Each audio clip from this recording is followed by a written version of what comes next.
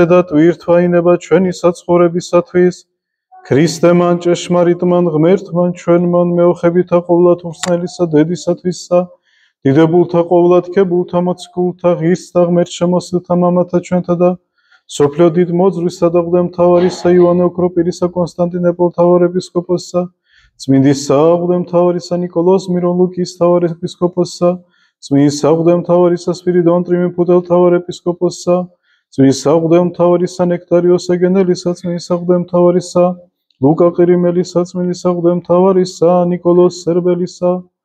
და ღირსა ღმერთ შემოსილთა მამათა ჩვენთა და ღირსა მამისა ჩვენისა უმსარებელისა ლოსა ვერისა გაბრიელისა და წმინდათა და მართალთა მშობელთა ღვთისათა იოაკიმე და ანას და ყოველთა წმინდათა შეგვიწყალნეს და გვაცხოვნეს ჩვენ ვითარცა სახიერარს და კაცთ მოყვარე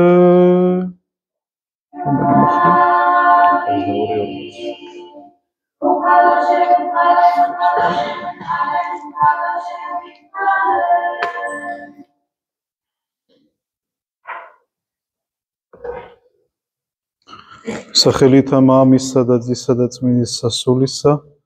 გილოცავთ მირქმის დღესასწაულს ეს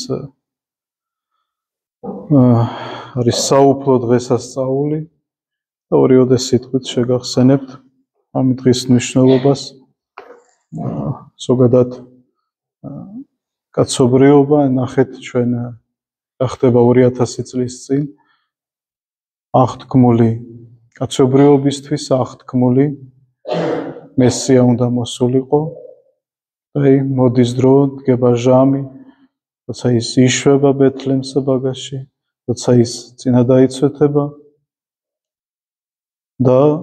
როცა ის უკვე შებრძანდება მამის სახლში და მისი მშობლების ხელით წავიკითხოთ სახარება მანამდე მინდა საოცარი სიტყვები კირილე იერუსალიმელის გითხრათ ეს არის ძალიან დიდი მოძღვარი ის ასეთ რაღაცას წერს და იხარებს ადამ რამე თუ სიმეონის ხელით ის მივიდა ქრისტესთან ანუ აც განუტევე მონა შენი სიტყვის ერშენისა ხარობს ადამ იმით რომ ის სასჯელი რომელმაც მან მიიღო ღვთის ურჩობის გამო არა პირველყოფილი ცოდვა უпростоრად რო თქვა პირველყოფილი დაზიანება ბუნებისა აი ამით ხარობს ადამი რომ დღეს მირქმა დღეს ის თავისუფლდება რომ მასთან მოდის ღმერთი და იწყება კაცობრიობის ხსნა რომელიც თქვენ იცით სრულდება გოლგოთაზე და შემდგომ უკვე ქრისტეს აღდგომით ლუკა მახარებელი მოგვითხრობს აი ამ მირქმის ამბავს და გვიყვება რომ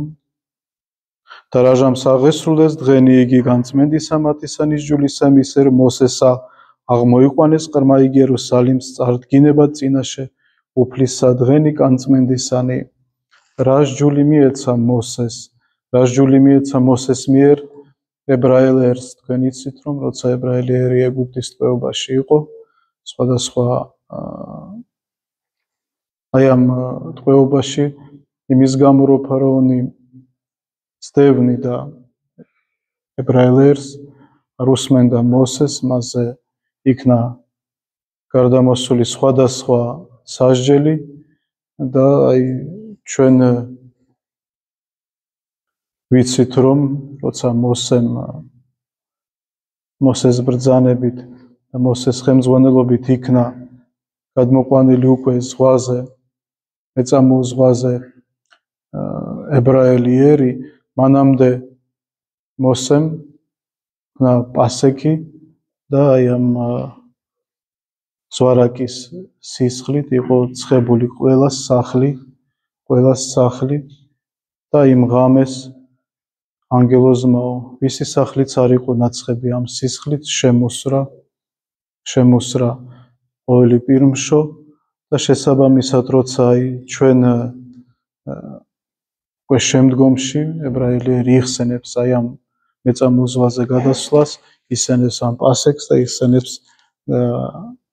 იმ აღთქმას რომელიც დაედო უკვე ებრაელებს ლევიტელთა წიგნში, რომ მე-40 დღეს იქნება დღენი განწმენდისა, სადაც ყველა მშობელმა, რომელსაც ყავს პირმშო, მომრობითისკენ უნდა შესწიროს ღმერთს. და ეს შესაწირავი იქნა შექმნილ შემდგომში სხვადასხვა ფორმით და წავიკითხოთ ჩვენ. ეს არის ნიშანი იმისა, და რატომ უნდა შეეწირათ თავისი შვილები, ეს არის ნიშანი იმისა, რომ ღმერთმა გადაარჩინა თავისი ერი. მაგრამ ჩვენ ვიცით, რომ მარად ქალწული, ნახეთ, როცა აღსრულდა დღენი, იგი ანუ გავიდა 40 დღე, მაგრამ ჩვენ ვიცით, რომ ყოვლადწმინდა ღვთისმშობელი არის მარად ქალწული, რომ მან შვაძვე და არის კვლავ ქალწული, ანუ მას არანაირი განწმენდა არ სჭირდებოდა, მაგრამ ისევ და ისევ მართალი იოსები და ყოვლადწმინდა ღვთისმშობელი აღასრულებენ მოსეს ჯულს და ესაა მე-40-ესა უკვე მიყავთ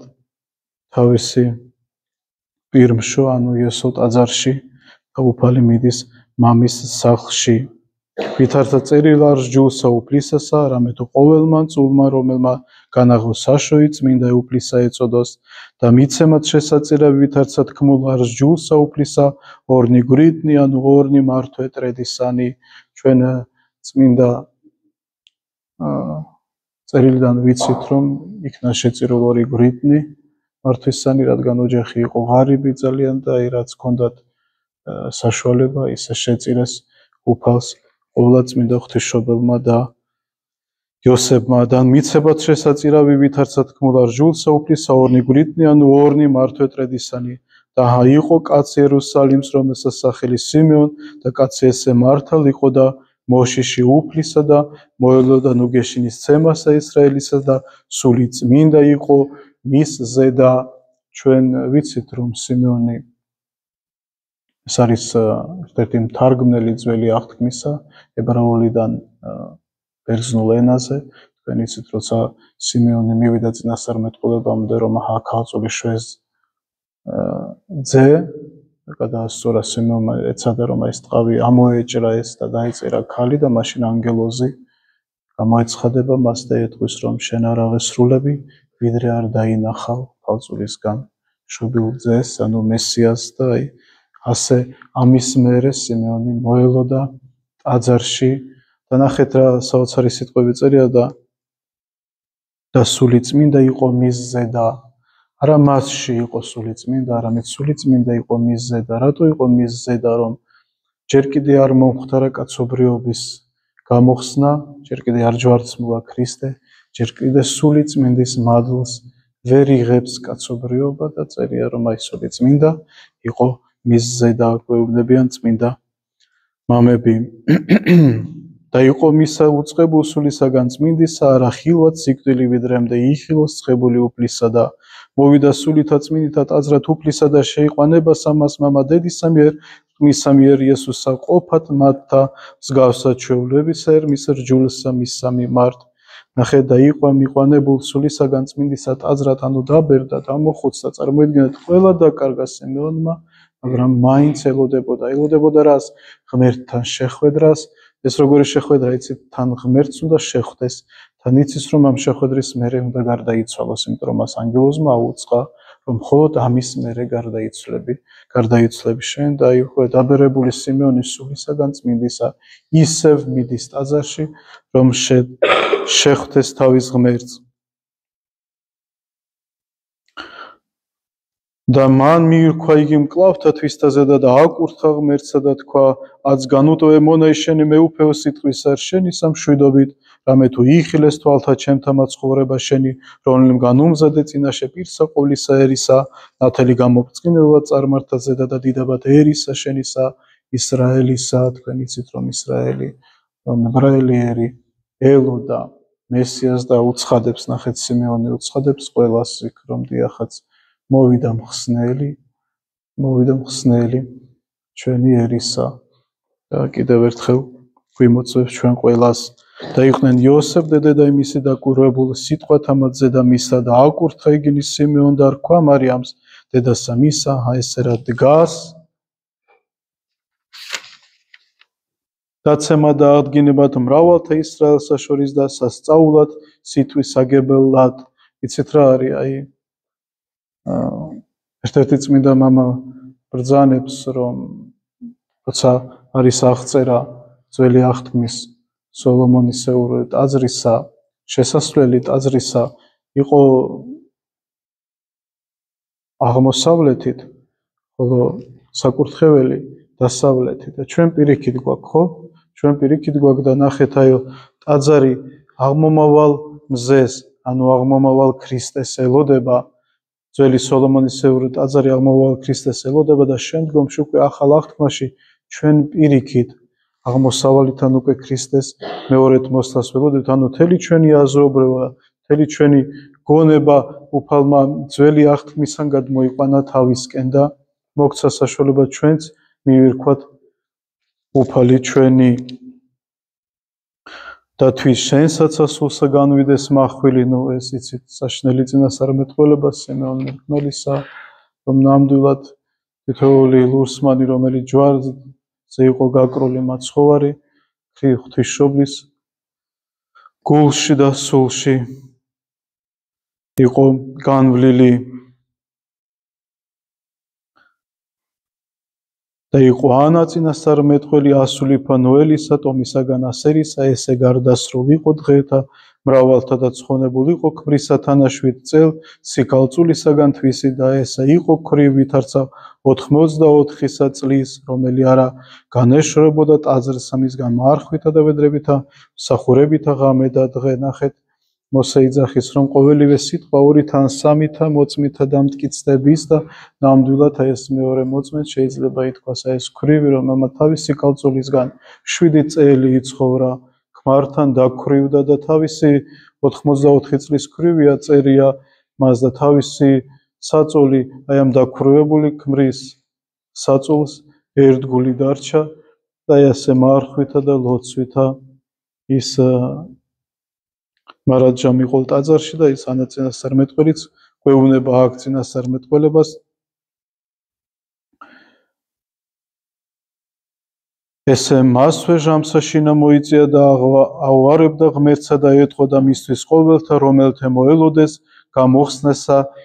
იერუსალემსა შინა. აი ანა წინასწარმეტყველიც გვეუბნება, რომ დიახაც ქრისტეს მობრძანებით მირქმით ხდება იერუსალიმის, ისრაელის გამოხსნა. და ჩვენ ხედავთ, რომ წმინდა ოჯახი კვლავ ბრუნდება ნაზარეთს, ხოლო ყრმა იგი აღორძინდებოდა და გამტკიცდებოდა სულითა და აღივსებოდა სიბრით და მადლით. ისა იყო მის ზედა, უფალმა გაიარა ყველა ასაკი, ბავშვობიდან ყვაწვილობით დასრულობამდე და აკურთხა ყველა ასაკი კაცთა მოდგმის. რა შეგვიძლია ვთქვათ, აი მე გადავხედე კირილე იერუსალიმის გადაგებას მირქმასთან დაკავშირებით და მინდა რამე გითხრათ, რომ ეს არის ის ყრმა უფალმა თქვა, მე და იმ მამა ერთი ვარ და აი ძველი აღთქმიდან მოყოლებული ზოგადად ადამიანი თავის სარწმუნოებას უნდა იცნობდეს წმინდა წერილით, იმიტომ წმინდა წერილში გამოცხადებს უფალი ჩვენ თავის თავს ჩვენთვის. და ნახეთ, ეს ის ღმერთია, რომელმაც განაპოს ზღვა, ეს ის ღმერთია, რომელმაც ფარაონი დანთქმა ზღვაში, ეს ის ღმერთია, რომელმაც ისრაელს მისცა ჟული, ეს ის ღმერთია, რომელიც მანანით ასაზრდოებდა ისრაელერს, ეს ის ღმერთია, რომელმაც 40 წელი, პატარა რიცხვი 40 დაიმახსოვრეთ, პატარა მოსეს ბრძანებით აი აღთქმულ მიწამდე, ეს ის ღმერთია, რომელმაც მისცა მცნები მოსეს 40 დღის მარხვის მერე, ეს ის ღმერთია, რომელმაც მე-40 დღეს მივიდა ტაძარში, ანუ მირქმა დღეს, ეს ის ღმერთია, რომელიც 40 დღის განმავლობაში აღდგომის მერე ეცხადებოდა ადამიანებს და ეს ჩვენ უკვე ვთქვით, ეს ის ღმერთია, რომელიც მე-40 დღეს ამაღლდა ზეცად. ეს წმინდა წერილი საოცარი რამეა ძველი აღთქმიდან ახალ აღთქმაში გადმოსული და ამიტომ კირილი იერუსალიმი გვეუბნება, რომ თქვენც ხარობდეთ ანგელოზებთან ერთად, წყემსებთან ერთად და მოგვებთან ერთად და იმ ბეთლემში ხდებოდეს ჩვენი ბეთლებიდან მოყოლებული ჩვენი უფალთან მირქმა, მაგრამ ნახეთ დღეს იკურთხება ტაძარი ქრისტეს ტაძრაში მოსვლით, მაგრამ ხდება საოცარი რამე, აი მე სანამ მაგას ვიტყვი, რას სწირავენ, ხო? სწირავენ ძალიან მცირეც, მაგრამ ღმერთი ეს ერთადერთი შემთხვევაა, როცა არ სწირავს ღვთისმშობლის და იოსების წვენს.